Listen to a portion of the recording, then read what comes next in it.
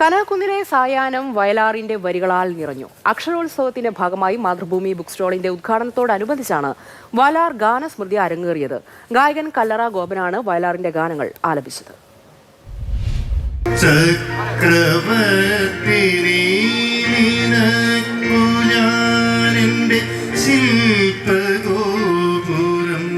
ഗായകൻ കല്ലറ ഗോപന്റെ ശബ്ദത്തിൽ വയലാറിന്റെ ഗാനലോകം തെളിഞ്ഞു.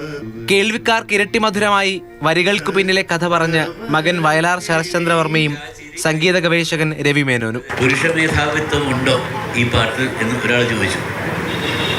നഗ്നപാതയായിട്ട് വരിക, നമ്മൾ വിധേയത്തുള്ളതിന് മുമ്പിൽ ചെരുപ്പൂരിട്ടല്ലേ വീട്ടിൽ കയറുമല്ലേ, അമ്പലത്തിൽ കയറുമ്പോഴും ഒക്കെ നഗ്നപാതയായിട്ട്. അപ്പോൾ വയലാർ പറഞ്ഞു, അതല്ല, ആ പുഷ്പപാതകത്തൊക്കെ സുന്ദരമാണ് നിന്റെ പാതകൾ അല്ലേ, അത് കാണാനാണ് നിന്നെ വിളിച്ചത്. നീ തിരിച്ചു പോകുമ്പോഴും ആ ചെരുപ്പിന്റെ പാട് വേണ്ട. ഈ കടലും മറുകടലും ഭൂമിയും മാനവും കടന്ന്. വിപ്ലവഗാനങ്ങളും ഭക്തിഗാനങ്ങളും എഴുതിയ എഴുത്തുകാരന്റെ മനസ്സിലെ ആശയം അറിയുന്നത് കൗതുകമാണ്.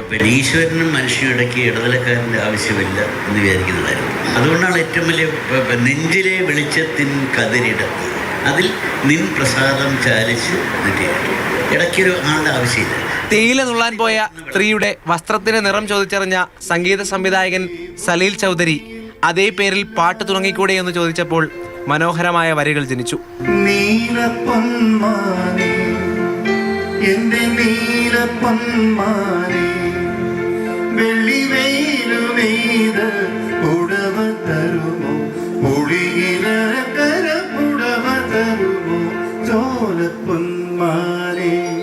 വയലാറിന്റെ പാട്ടുകളിൽ അലിഞ്ഞ സദസ്സ് 1 മണിക്കൂർ കടന്നുപോയത് അറിഞ്ഞതേയില്ല.